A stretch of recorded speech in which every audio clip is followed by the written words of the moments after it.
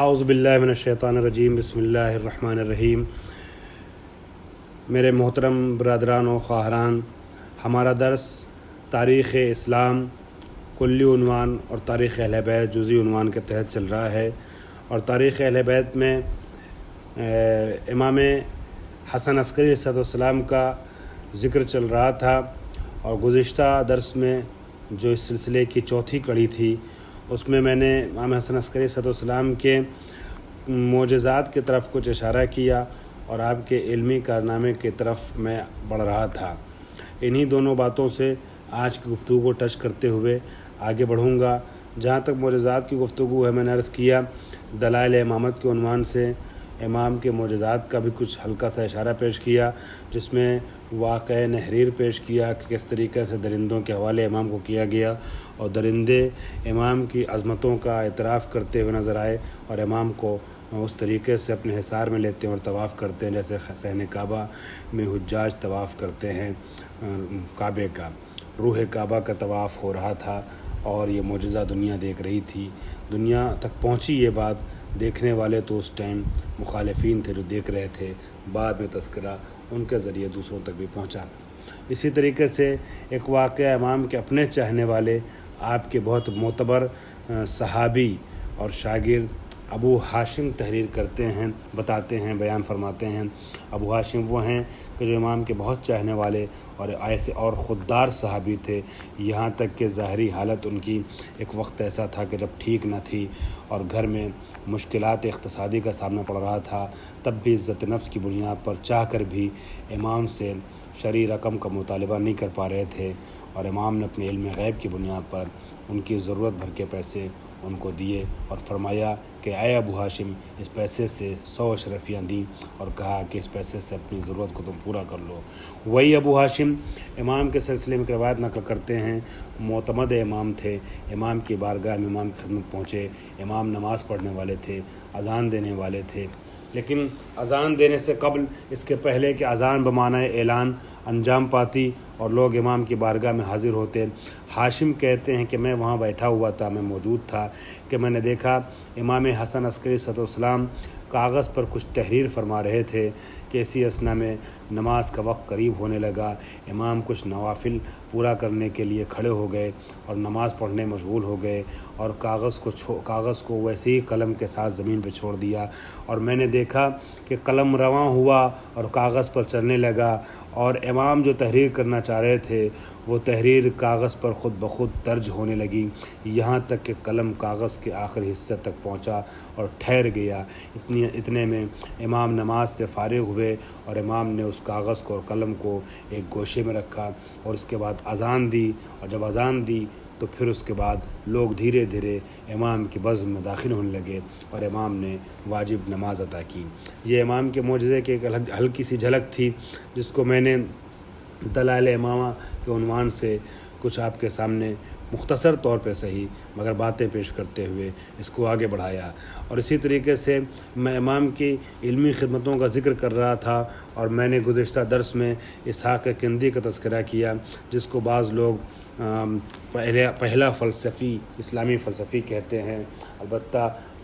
فلسفے کے میدان میں ہمارے ائمہ کے اصحاب، ائمہ کی تائیدات کی بنیاد پر اگر اسلامی فلسفہ کہا جائے تو اس میں آگے رہ چکے ہیں، لیکن بہرحال عالم اسلام میں ایک فکر ہے، بہت سے لوگ اسحاق کندی کو پہلا فلسفہ اسلامی کہتے ہیں، اور یہی اپنے فلسفے کے زوم میں حالانکہ صراط مستقیم سے ذرا سا بھٹکا ہوا تھا، ورنہ پھر وہ کام نہ کرتا جس کو میں نے گزشتہ درس میں بیان کیا تھا کہ تناقض القرآن کے نام سے کتاب تحریر کر رہا تھا، اور امام نے اس کی اس فکر کے خلاف پیغام بھجوایا کسی کے ذریعے انڈائریکٹلی، مگر وہ سمجھ گیا کہ یہ پیغام اس کے شاگرد کا نہیں ہو سکتا ہے، بعد میں اس پہ ظاہر ہوا امام کا یہ پیغام ہے، جس سے اس کو سمجھ میں آیا کہ تناقض قرآن کے عنوان سے جو وہ سمجھ رہا ہے وہ حقیقت نہیں ہے، اس لیے کہ ضروری نہیں ہے کہ جس آیت کا جو مطلب وہ نکال رہا ہو وہی مراد خدا بھی ہو۔ امام کی اس طریقے سے علمی خدمت انجام پائی کہ قرآن کے متعلق لکھے جانے والی ایک ایسی کتاب کہ جو تناقضات قرآن کو بیان کر رہی تھی، اس کے اپنے ذام میں لکھنے والے کے ذام میں وہ کتاب صفحہ ہستی سے مٹا دی گئی اور اس کو اس کے رائٹر نے خود جلا دیا۔ امام نے اس کے برعکس تفسیر قرآن کے عنوان سے کتاب تحریر کی ہے۔ اگرچہ میں نے اس کے پہلے توحید مفضل وغیرہ کا تذکرہ کیا، ہمارے بعض ائمہ کے شاگردوں نے کتابیں تحریر کی ہیں، امام کی ایما پر تحریر کی ہیں، مگر اور امام نے بھی رسالے تحریر کی ہیں۔ میں نے رسالہ جبر و رسالہ قضاء و قدر امام حسن کا اس طریقے سے کچھ کے رسالوں کا تذکرہ کیا، لیکن جو کتاب باقی رہ گئی، پہلی کتاب جو باقی رہ گئی ہے وہ 11ویں امام کی ہے۔ وہ بھی پوری کتاب نہیں ہے، لیکن جتنی بھی باقی رہ گئی تفسیر عسکری کے نام سے 11ویں امام کے ذریعے لکھی گئی تفسیر ہم تک پہنچی، بعد کے علماء تک پہنچی اور وہ کتاب باقی رہ گئی۔ البتہ جو حصہ باقی رہ گیا ہے وہ صرف اور صرف، وہ بھی مختلف کتابوں میں تھوڑا یہاں تھوڑا وہاں، وہ صرف اور صرف سورہ بقرہ کی آیت نمبر 282 تک ہے، مگر تاریخی حقائق یہ بتاتے ہیں کہ امام حسن عسکری نے خود اپنے قلم سے ایک تفسیر تحریر کی تھی جس کو تفسیر عسکری کے نام سے آج جانا جاتا ہے۔ اسی طریقے سے امام نے مختلف علمی میدانوں میں اپنے ماقبل ائمہ کے طریقے سے دینی خدمات انجام دی ہیں اور اپنے شاگردوں کی تربیت کی ہے، اصحاب کی تربیت کی ہے، ایسے شاگرد پروان چڑھائے جو خود معتبر اور صاحب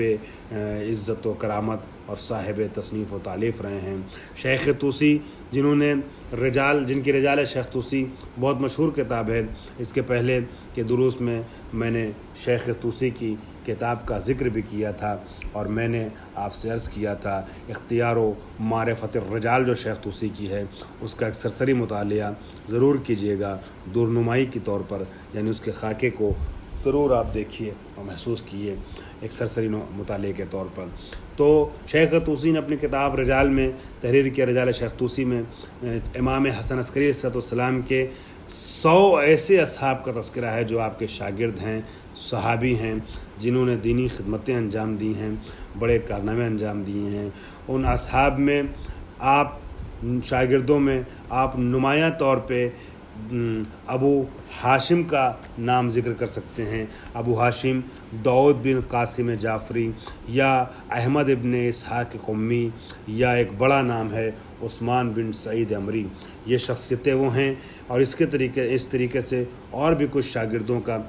امام حسن عسکری سے متعلق کتابوں میں نام تحریر کیا گیا ہے۔ آپ کو شوق ہو تو مزید مطالعے کے لیے امام حسن عسکری سے متعلق جو کتابیں میں نے آپ کی خدمت میں بیان کی ہیں اس کی طرف آپ مراجعہ کر سکتے ہیں، یا رجال شیخ طوسی سے بھی اگر آپ میں سے کوئی تحقیق کرنا چاہے اس ٹاپک پہ، کچھ صفحات قلم بند کرنا چاہے تو رجال شیخ طوسی کا مطالعہ کیجیے۔ امام حسن عسکری علیہ السلام کی علمی خدمات بھی رہی ہیں اور امام حسن عسکری علیہ السلام کے وجود سے علم غیب کا اظہار بھی ہوا ہے۔ امام نے فقہ، اصول اور دوسرے علوم میں بے انتہا کارنامے انجام دیے ہیں اور ساتھ میں علم لدنی کے مالک تھے، اس کا بھی اظہار کیا ہے۔ چنانچہ میں اس کی ایک مثال دے رہا ہوں، اس کو آپ امام کا معجزہ کہہ لیجئے، علم لدنی کہہ لیجئے۔ امام کا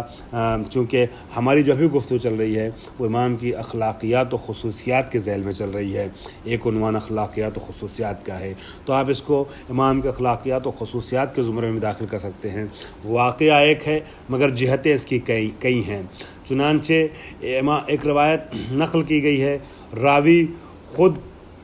وہ انسان ہے جس سے متعلق واقعہ ہے۔ اسماعیل عباسی، خاندان عباسی بنی عباس تعلق رکھنے والا ایک شخص ہے جس کا نام اسماعیل ہے۔ وہ یہ کہتا ہے کہ میں ایک روز راستے میں بیٹھا ہوا تھا سڑک پہ، میرے پاس فقیری کے حالات تھے، زیادہ پیسے نہ تھے، تنگ دستی کے وقت سے گزر رہا تھا۔ میں سڑک کے کنارے بیٹھ گیا، راستے میں بیٹھا اور کچھ مطالبہ کرنا چاہ رہا تھا لوگوں سے، گزرنے والوں سے۔ تو میں نے دیکھا کہ وہاں سے امام حسن عسکری علیہ السلام گزر رہے ہیں،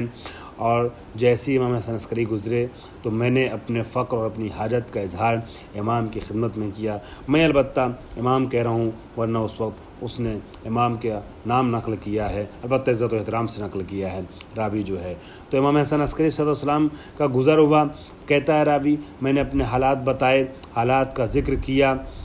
کہ میرے حالات صحیح نہیں ہیں، کھانے کے لیے ہمارے پاس غذا تک نہیں ہے۔ امام عسکری علیہ السلام فرماتے ہیں کہ تو جھوٹ بول رہا ہے، تو غلط بیانی سے کام کر رہا ہے،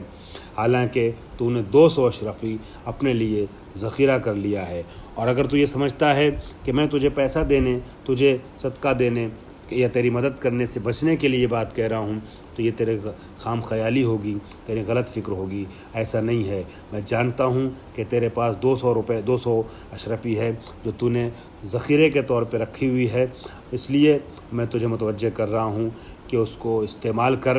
اور اس کو کام ملا، ورنہ کبھی ایسا وقت آئے گا کہ جب تجھے سب سے زیادہ، آج سے بھی زیادہ ان پیسوں کی ضرورت پڑے گی، اور اس وقت تیرے وہ کام نہیں آ پائیں گی، تو محروم رہ جائے گا۔ اور پھر اپنے غلام سے کہتے ہیں اس کو 200 اشرفی دے دے، غلام اس کو 100 اشرفی دے دے۔ غلام امام کا 100 اشرفی اس کو دیتا ہے، اسماعیل اپنے گھر آتا ہے اور اس اشرفی سے اپنی اس وقت کی ضرورتیں پوری کرتا ہے۔ مگر راوی یہ کہتا ہے کہ امام حسن عسکری نے ایک جملہ کہا تھا، وہ میرے کانوں میں کھٹک رہا تھا، ذہن میں کھٹک رہا تھا کہ انہوں نے ایسا کیوں کہا، لیکن واقعاً جو انہوں نے کہا تھا وہ سچ ہوا۔ ایک وقت ایسا بھی آیا کہ میں حالات کے اعتبار سے حالات کے ہاتھوں مجبور ہو گیا، مشکلات کا زمانہ تھا، مجھے کہیں سے مدد بھی نہیں مل رہی تھی اور میرا ذریعہ معاش بھی کچھ نہ تھا، میں تنگ دستی کا شکار ہو گیا تھا، غربت و فقر سے جوجھ رہا تھا۔ ایسے موقع پر کہ جب میرے گھر میں فاقہ پڑنے کی نوبت آ رہی تھی،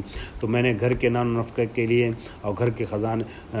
کھانے پینے کے اکٹھا کرنے کے لیے میں نے چاہا کہ زمین کی اس جگہ کو کھودوں کہ جہاں میں نے وہ خزانہ دبایا تھا۔ جب میں نے کھودا تو دیکھا وہ خزانہ غائب ہے۔ مجھے پتہ چلا کہ میرا بیٹا، اس نے دیکھ لیا تھا کہ میں نے پیسے چھپائے ہیں، وہ چپکے سے پیسے نکال کر کے ہمارے پاس سے فرار ہو گیا، اور اب جو میں نے گاڑھے وقت کے لیے 200 اشرفی ذخیرہ کی تھی وہ نہیں ہے۔ اور میں اس واقعے کو دیکھ کر کے سمجھ گیا کہ امام حسن عسکری علیہ السلام جو کہہ رہے تھے وہ صحیح کہہ رہے تھے، وہ کریم بھی ہیں، انہوں نے مجھے یہ جانتے ہوئے بھی کہ مجھے ضرورت نہیں ہے اتنی، مجھے 100 اشرفیاں دیں، اور وہ عالم علم لدنی بھی ہیں کہ انہوں نے غیب کے بارے میں مجھے خبر دی، اور واقعاً جیسا کہ انہوں نے کہا تھا ویسا ہی ہوا کہ جب مجھے ضرورت پڑی تو میرے پاس وہ پیسے نہ تھے۔ میں یہیں پر اپنے درسی سلسلے کے اس مرحلے کو، اس درس کی 5ویں کڑی کو روکتا ہوں، کیونکہ اب نئی بحث شروع کروں گا، نیا واقعہ شروع کروں گا تو وقت زیادہ ہو جائے گا، جو ہمارے اس مختصر درس کے تقاضے کے خلاف ہے۔ لہٰذا اس درس کو یہیں پہ روکتے ہوئے درس کا اگلا حصہ انشاءاللہ آپ کی خدمت میں 6ٹھی کڑی میں پیش کرتا ہوں۔ وآخر دعوانا ان الحمدللہ رب العالمین۔ پروردگار انشاءاللہ ہماری اور آپ کی طرف سے اس عمل کو قبول فرمائے، اور میں امید کرتا ہوں کہ یہ درس ہمارے اور آپ کے لیے دنیا اور آخرت دونوں میں انشاءاللہ باعث خیر و برکت قرار پائے گا۔ التماس سے دعا۔